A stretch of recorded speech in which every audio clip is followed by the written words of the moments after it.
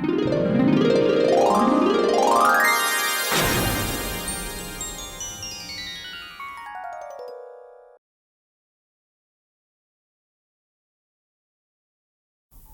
तो दिन भर ये ऑफिस का काम करो, ऊपर से डेडलाइंस, और सैलरीज तो ऐसे देते हैं जैसे कि पीनट्स बांट रहे हो। हाय। तू कहाँ से आ गया? वहां से। क्या हुआ, परेशान लग रही हो? अरे कुछ नहीं यार, ये ऑफिस वाले ना जब तक अपने एम्प्लॉयज का खून नहीं चूस लेंगे ना, कोई शांति नहीं मिलेगी। इनके साथ एक अच्छी वाली फाइट नहीं होगी ना जब तक, तब तक किसी बात का सोल्यूशन नहीं निकलने वाला। बढ़िया है ना, start a revolution, be a freedom fighter. Revolution? Ankit Sharma, the great writer. देखो, मुझे फ्रीडम फाइटर बनने में कोई इंटरेस्ट नहीं है, मुझे कोई सड़कों पे खड़े होकर नारे नहीं लगाने। इट्स जस्ट दैट जब तक कंपनी के सब लोग आकर के मैनेजमेंट के साथ बात नहीं करें तब तक कुछ नहीं होगा। तो और भी अच्छा है, be a Sardar, make a non corporation movement. हाँ, मैं कोई सरदार उदार नहीं बनने वाली हूँ। वैसे भी मैं इनकी कंपनी छोड़ रही हूँ। I am changing my job. कमाल है यार, जॉब छोड़ने से क्या होगा, कोई ज्यादा फर्क नहीं पड़ने वाला। सारी कंपनी ऐसे तो डील करती हैं almost. The point is you have to start a freedom movement, gather everyone together, एकजुट होकर काम करो।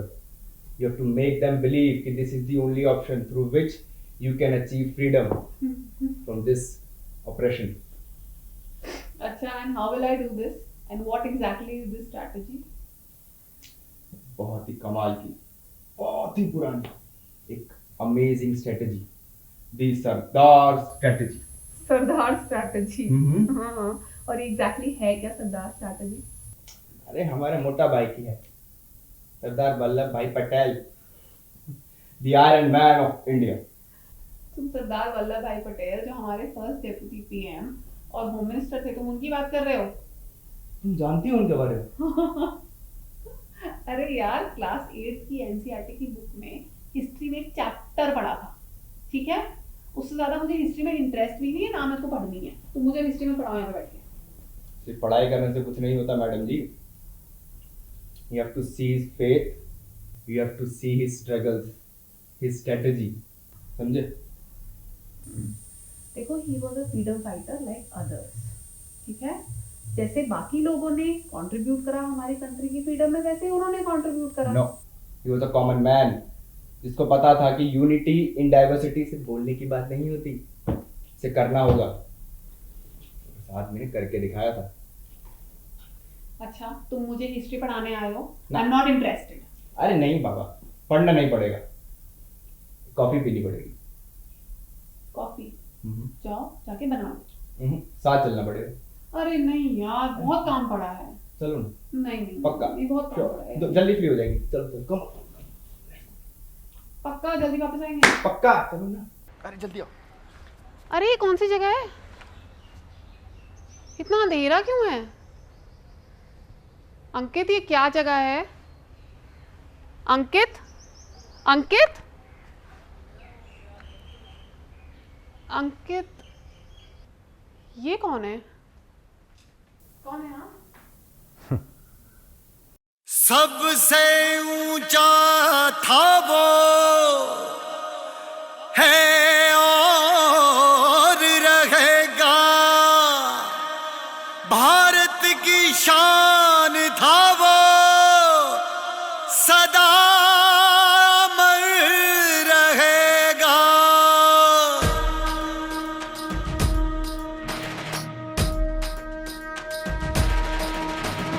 सबसे ऊंचा है, सबसे शानदार, लोह पुरुष है हमारा सरदार।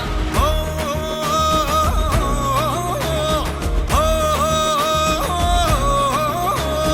फौलादी जिगरा मजबूत था वो, इस धरती माँ का सपूत था वो, किसानों का अपना सरदार था वो, हुकूमत पर तेज असरदार था वो, देश को जोड़ा शिल्पकार था वो, सोमनाथ का जीर्णोद्वार था वो, ऋण आज उसका चुका रहे हैं हम, उसे अंबर से ऊंचा, अंबर से ऊंचा, अंबर से ऊंचा, अंबर से ऊंचा उठा रहे हैं।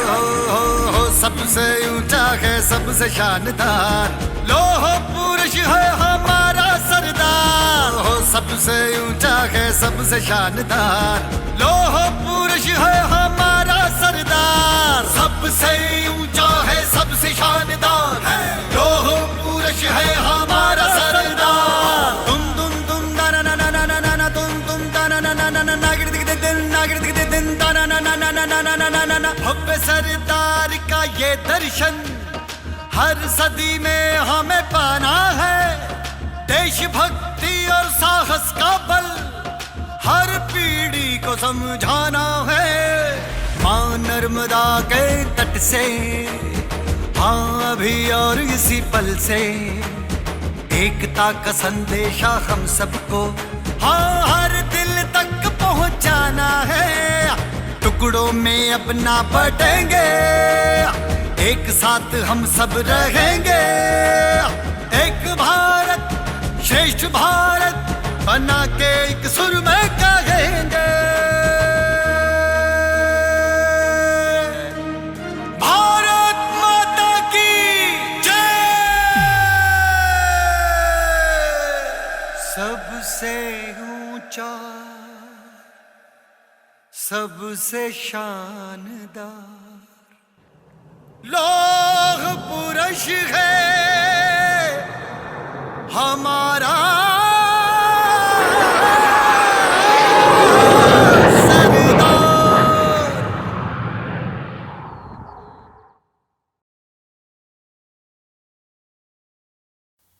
नमस्कार, मैं वल्लभ भाई जावेर भाई पटेल।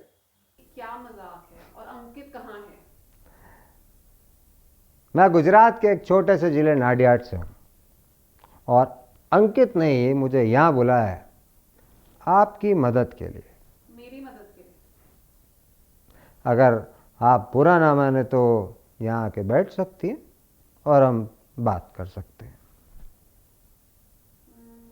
आइए। ठीक है।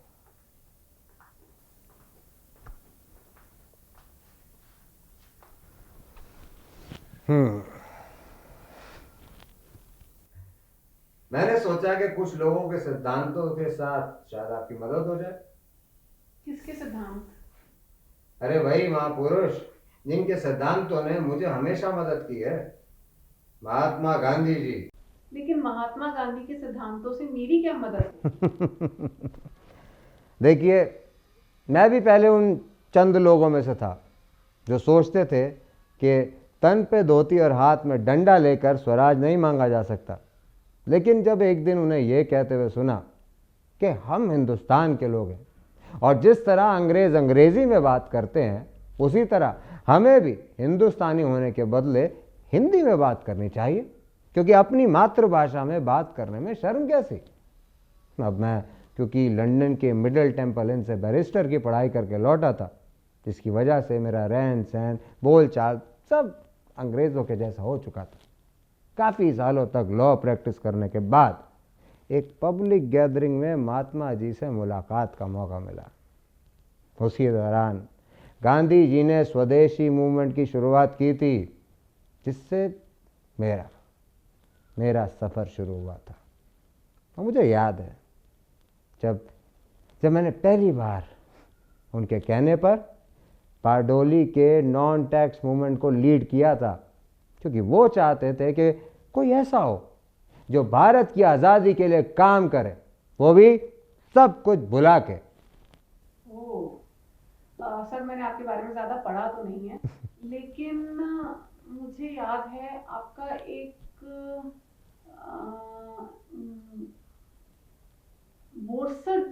बोरसद मुझे अरेस्ट कर लिया गया था। दरअसल बोरसद से पहले मैं रास में डांडी मार्च की तैयारी के सिलसिले में वहाँ पहुँचा था। 8 मार्च 1930, हाँ 8 मार्च 1930 बापू ने डांडी मार्च की शुरुआत करनी थी, क्योंकि वो और हम सब ये मानते थे कि नमक जैसी चीज़ जिसे हम अपने ही देश में अपनी प्राकृतिक वस्तु से बना रहे हैं, उस पर भी टैक्स लगाना, ये तो निर्दयता है ना।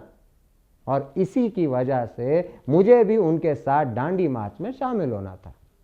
लेकिन ठीक एक दिन पहले यानी 7 मार्च 1930 को मैं एक सभा को संबोधित करने रास पहुंचा और मेरे वहां पहुंचते ही वहां के मजिस्ट्रेट ने निषेधाज्ञा लगा दी, जिसका मतलब है कि किसी भी तरह की असामाजिक गतिविधि की मनाही।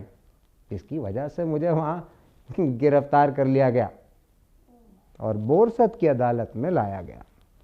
वहां से मुझे साबरमती जेल लेके जाना था, लेकिन अंग्रेज़ों को ये लग रहा था कि अगर जेल लेकर गए तो रास्ते में साबरमती आश्रम भी पड़ेगा।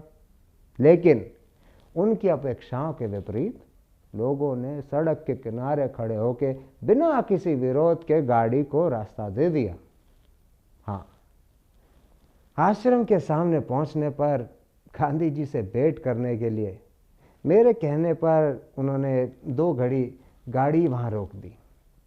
मैंने गांधी जी का आशीर्वाद लिया और साबरमती जेल के लिए रवाना हो गया। वैसे मैं भी कहाँ ये पुरानी बातें लेके बैठ गया। वैसे आपसे मुझे एक बात पूछनी थी। मुझसे पूछिए। देखिए, मुझे पता चला है कि आप थोड़ी सी मानसिक तनाव या किसी परेशानी से गुजर रही हैं। भाई, अगर आप बुरा ना माने तो आप मुझसे बात कर सकती हैं। नहीं, ऐसा तो कुछ नहीं है। मतलब अब मैं आपको क्या बताऊं। मतलब देखिए, हमारे गुजरात में एक कहावत है, जो तुम्हारे बोलवा में होया तो नहीं सुलका बोलो, हिकानी का लोकोपन हिकानी का लेछे। मतलब समझ नहीं आया? अगर बोलना है तो खुल के बोलिए। अरे हिचक के तो लोग हिचकी भी लेते। नहीं, एक्चुअली ऐसी कोई खास बात नहीं है। बस थोड़ा सा ऑफिस की टेंशन है, उस वजह से थोड़ा। एक्चुअली आपको पता ही है, आजकल वर्क फ्रॉम होम चल रहा है, पैंडेमिक है, तो ऑफिस वाले थोड़ा सा एक्सपेक्ट भी ज्यादा करते हैं। अब होता क्या है कि आप घर पे होते हो तो घर वाले भी एक्सपेक्ट करते हैं कि घर का काम भी देखो। ऑफिस में होते हो तो ऑफिस वाले कहते हैं कि ऑफिस का काम भी है, प्लस परफॉर्मेंस की इशू आ जाती है। ऑफिस का घर का साथ साथ संभालना बहुत मुश्किल हो जाता है। और मैं ही नहीं, बहुत से लोग इस बात से परेशान हैं आजकल। यहाँ बैठे बैठे बहुत देर हो गई, थोड़ा बाहर सैर करके आए? चले? हाँ, चलिए। आइए।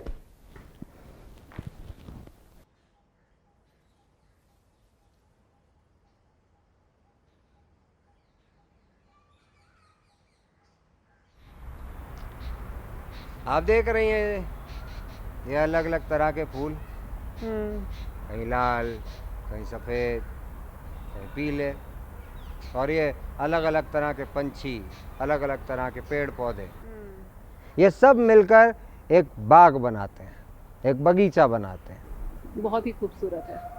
और यही अगर अलग अलग जगह होते तो बताइए, क्या ये बगीचा, ये बाग इतना खूबसूरत लगता? जाहिर सी बात है, इतना खूबसूरत नहीं लगता। अब आपकी जो समस्या है वो हमारे लिए इतनी विचित्र नहीं है। वो इस वजह से क्योंकि इन पौधों, पेड़, फूल और पक्षियों की तरह हमारा भारत भी 565 छोटे छोटे राज्यों में बटा हुआ था। कितने? 565। मतलब 565? जी, 565। और जब ब्रिटिश सरकार भारत आई तो उन्होंने कहा कि आप हमें टैक्स देते रहिए और हम आपको सुरक्षा देते रहेंगे, और टैक्स भी कोई छोटा मोटा नहीं, अच्छा खासा लगान। खैर, आपको लगान का कहाँ पता होगा, मैं तो उस वक्त की बात कर रहा हूँ। तो जब ब्रिटिश सरकार ने उन पर टैक्स लगाया और उसके बाद उनसे समझौता किया, तो जितने भी छोटे छोटे राज्य थे उनकी अपनी सरकारें, अपनी फौज और अपने कानून, वो सब तब्दील होकर ब्रिटिश सरकार के कानून, उनकी फौज और उनकी सरकार बन गई। अच्छा जी। और जब इंडिया की आज़ादी का वक्त आया तब हमने ये नहीं सोचा था कि हमें आपस में एक बहुत बड़ी चुनौती का सामना करना पड़ेगा। आपस में मतलब? जब हमारा मुल्क आज़ाद हुआ तब उन सारे 565 राज्यों को हमने ये कहा कि हमें एक साथ एकजुट मिल जाना चाहिए। लेकिन हमने कभी ये नहीं सोचा था कि जो बर्ताव हमें अंग्रेजी सरकार के साथ करना पड़ा है वो हमें कभी अपने लोगों के साथ करना पड़ा। हिंदुस्तान के विभाजन के बाद जो एक देश बना जिसे आप सब लोग पाकिस्तान के नाम से जानते हैं, वो हिंदुस्तान के कई भाग पर अपनी छाप छोड़ता हुआ गया था। पार्टीशन के टाइम पर जो मारकाट, दंगा, खून खराबा हुआ, आप उसके बारे में बात कर रहे हैं? हाँ, वो भी और उसके अलावा बहुत कुछ और जब हमने हर राज्य को ये कहा कि भाई इन 565 राज्यों को हिंदुस्तान में मिल जाना चाहिए, क्योंकि अब आज़ादी मिलने के बाद इस आज़ादी को बनाए रखना और एक सरकार का गठन करना बेहद ज़रूरी है ताकि पूरा भारतवर्ष आगे तरक्की कर सके। उसके लिए सब राज्यों को एक साथ एकजुट होकर आगे आना चाहिए। तो कुछ ने तो हमारी बात मान ली और हामी भर दी, लेकिन कुछ राज्यों ने हमारी बात नहीं मानी, लेकिन बाद में पूर्ण मत से हमारे साथ आ गए। लेकिन कुछ ऐसे भी थे जिन्होंने विरोध किया और अच्छा खासा विरोध किया, जैसे कि हैदराबाद के निज़ाम साहब। आपका मतलब है कि हैदराबाद इनिशियली इंडिया के साथ नहीं था? मतलब वो मतलब जैसे जब सब लोग साथ आए तो वो अलग अपनी कंट्री बनाना चाहता था? जी बिल्कुल। अच्छा, आई डिडंट नो दैट। हुआ यूं कि हैदराबाद के निज़ाम साहब ने साफ साफ कहा कि वो भारत सरकार के साथ कोई भी समझौता नहीं करना चाहते और वो भारत के किसी भी कानून या किसी भी हुक्म को नहीं मानेंगे। यहाँ तक कि उन्होंने ये भी कहा कि हैदराबाद एक अलग और आज़ाद मुल्क है। वो आज़ाद था, आज़ाद है और आज़ाद रहेगा। जिस पर हमने उन्हें समझाया कि भाई ये आपको परेशान करने के लिए नहीं किया जा रहा है, ये सब जो भी किया जा रहा है ये सब आपकी और मुल्क की भलाई के लिए है। लेकिन नहीं, वो नहीं माने। अब हैदराबाद के निज़ाम साहब की इस बदखिलाफ़ी के सामने भारत सरकार घुटने टेक दे, ऐसा तो हो नहीं सकता था। इसीलिए हमने उन्हें दोबारा समझाया कि देखिए, अगर आप भारत के साथ आ जाते हैं, एक बड़ा और प्रभावशाली देश बनाते हैं, तो हम आगे तरक्की कर सकते हैं। जिस पर उनका कहना था कि देखिए, आप हमें इस कदर डरा नहीं सकते हैं। हैदराबाद अपने आप में एक आज़ाद मुल्क है और हम अपना सर अपने नबी के अलावा और किसी के सामने नहीं झुकाएंगे। देखिए, हम आपको सर झुकाने को नहीं बोल रहे, हम तो बस आपसे हाथ मिलाने की बात कर रहे हैं, क्योंकि हम चाहते हैं कि हैदराबाद को हिंदुस्तान में शामिल करके हिंदुस्तान को दुनिया के नक्शे पे दिखाया जा सके। तो क्या गलत है इसमें? वैसे सर, सच बताऊं, बहुत अच्छा लगा बाहर जाके। इतना खूबसूरत माहौल, इतने खूबसूरत फूल देखकर मजा आ गया। वैसे आपको क्या लगता है, हैदराबाद के निज़ाम साहब ने क्या कहा होगा? मैं अरे भाई, मैं आप ही से पूछ रहा हूँ, क्या प्रतिक्रिया रही होगी उनकी? मेरे ख्याल से वो मान गए होंगे। आपने जब समझाया है तो ऑब्वियसली मान ही गए होंगे ना। काश काश ऐसा हो पाता, काश गायत्री जी ऐसा हो पाता और हम शांति और अमन से हैदराबाद को भारत का हिस्सा बना पाते। क्योंकि एक ऐसा इंसान जो जंग के लिए ही मन बना के आया हो, वो तो अमन और शांति की बात नहीं कर सकता ना। इसीलिए हमें भी भारत को अखंड भारत बनाने के लिए हैदराबाद पे चढ़ाई करनी पड़ी हो, जिसका नतीजा ये हुआ कि उन्होंने आखिरकार हमसे हाथ मिला लिया। तो आप समझिए कि मुश्किलें हमें भी आई थी, मुसीबतें हमें भी आई थी, लेकिन संयम और साहस के साथ अगर सामना करोगे तो जीत पक्की है। हाँ, ठीक है सर आप, लेकिन मेरे साथ तो कोई सरकार की बैकिंग या कोई बड़े बड़े लोग जुड़े हुए नहीं हैं जो मैं अगर कुछ करना चाहूँ तो उसको एग्जीक्यूट कर पाऊँ। बहुत ही मुश्किल काम है ये। मतलब ये कि आपके साथ जैसे गांधी जी, नेहरू जी, ऐसे बड़े बड़े लोग जुड़े हुए थे जिन्होंने आपको हमेशा गाइड करा होगा। आप लोग सब साथ में लेके चले होंगे, तो उस वजह से आप लोग मिल करके आप लोगों ने जो भी कुछ करना चाहा आप लोगों ने उसको एग्जीक्यूट कर दिया। देखिए, आप अपने साथ जनमत को क्यों नहीं लेते, क्योंकि उससे बड़ा तो कोई भी नहीं होता भाई। जनमत के आगे तो अच्छी अच्छी सरकारें, बादशाह, नवाब, जागीरदार तक घुटने टेक देते हैं।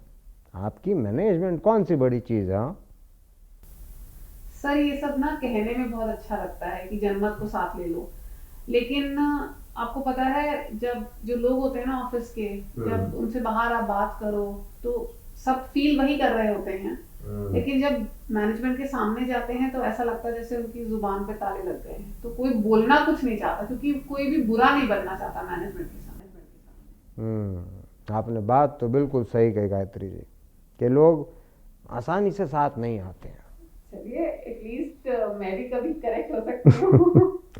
साथ नहीं आते हैं, लेकिन उन्हें साथ लाना आपका काम है, मेरा आपका धर्म है, और आपके सामने एक आखिरी रास्ता है। हाँ, अब what do you mean by this आखिरी रास्ता है? सर आपको पता है मैं for last 3 months consecutively employee of the month रही, ठीक है, और मेरे पास जिस जॉब में मैं अभी हूँ इससे बहुत बेटर ऑप्शंस और बहुत बेटर पोजीशंस भी अवेलेबल हैं। और मैं जब चाहूँ मैं ये जॉब छोड़ सकती हूँ। इनफैक्ट मैं एक्चुअली सोच भी रही हूँ कि मैं अपनी जॉब चेंज कर लूँ। आप सोच रही हैं कि जॉब चेंज कर लें, और आप जब चाहे जॉब छोड़ सकती हैं। छोड़ी नहीं क्यों? नहीं, क्योंकि कोई तो खास बात होगी ना, बताइए। नहीं, कोई खास बात तो नहीं है। खास बात ये है कि you are in love with your job, with your work, with your company, and you don't want to tear apart that beautiful relationship of yours. बताइए, यही सच है ना? हाँ, बात तो ये बिल्कुल सही है।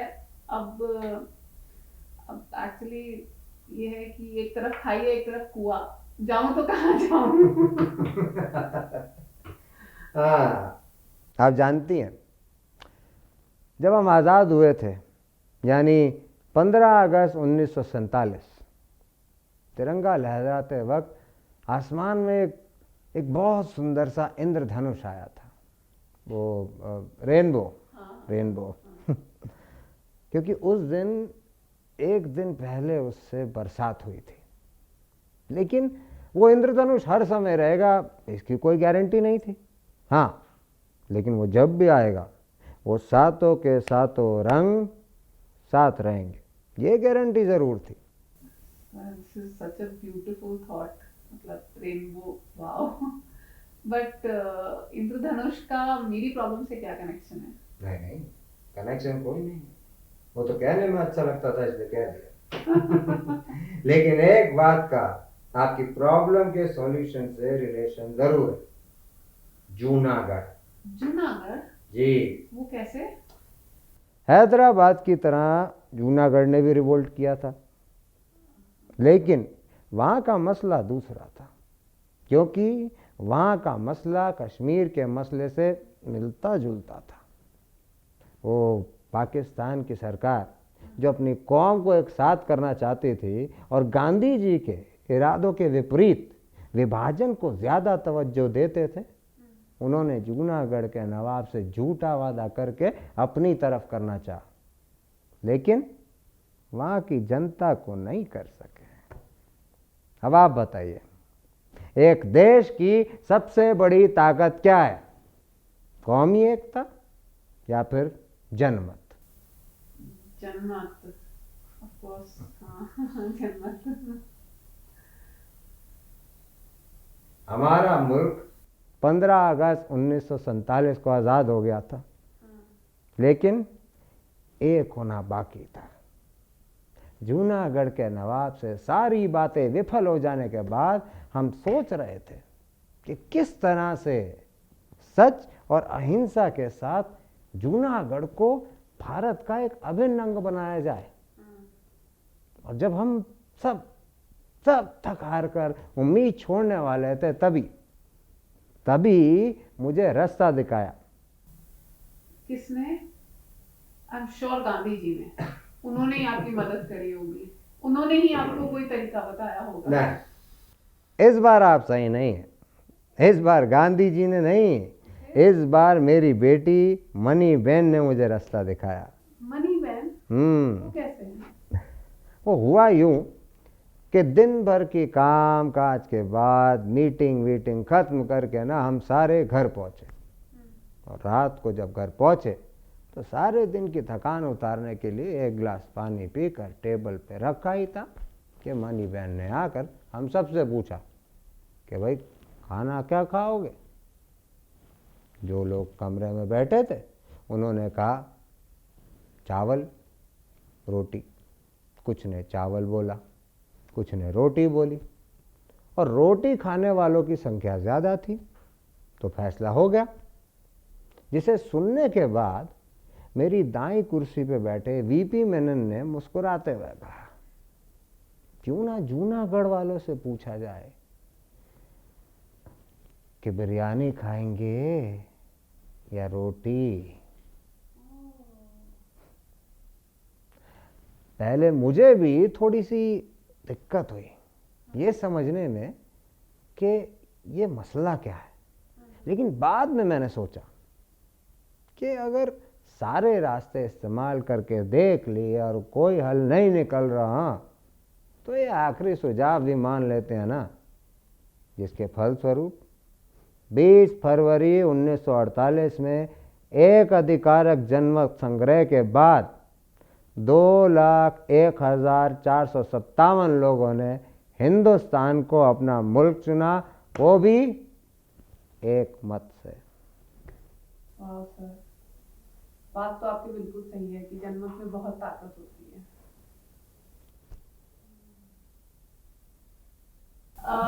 वाह सर, एक्चुअली इस बात पे कभी गौर ही नहीं करा कि जनमत में कितनी ताकत होती है। बट इस चीज़ को मैं अपने ऑफिस में कैसे यूज कर सकती हूँ?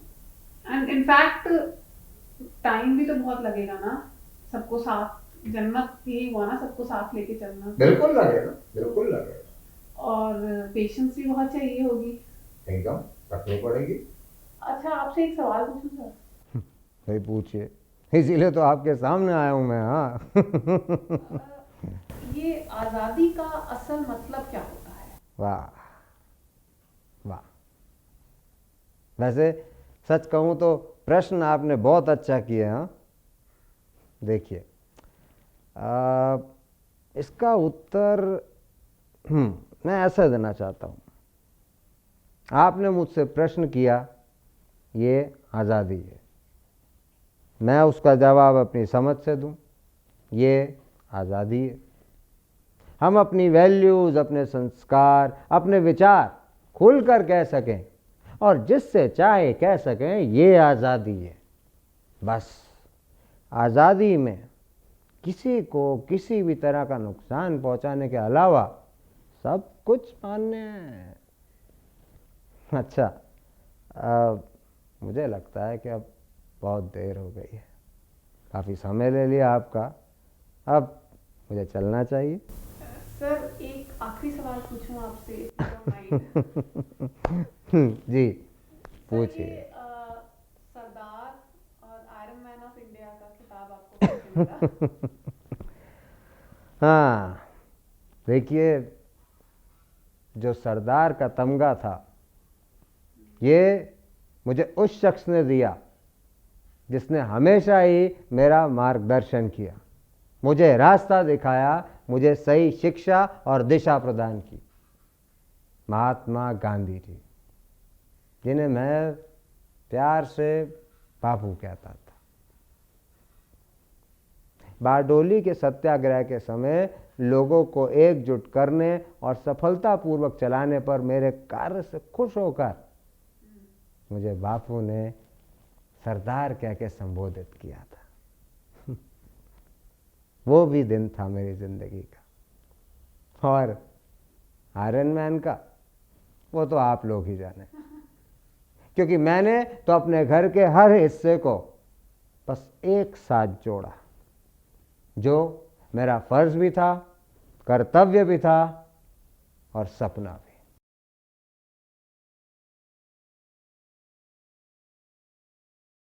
अरे सर, अचानक कहाँ चले गए सर आप? Sir, a day well spent, what a magnificent personality. मजा आ गया। तू कहाँ से आ गया? उधर से। और क्या चला सब? बहुत अच्छा। ओके। मानती है? हाँ हाँ, मानती है? ठीक है ठीक है ठीक है ठीक है ठीक है। अब तो करेगी ना सरदार स्ट्रेटेजी? बोल। कर non cooperation movement. Come on, go ahead. एक बात बोलूं, बात मानेगा मेरी? बिंदास बोल। तू जा भाड़ में और मुझे करने दे काम, समझा? धन्य हो गई भारत माता, ऐसा सपूत पाके, भारत रत्न कहलाएंगे युग युग सरदार वल्लभ भाई पटेल हमारे।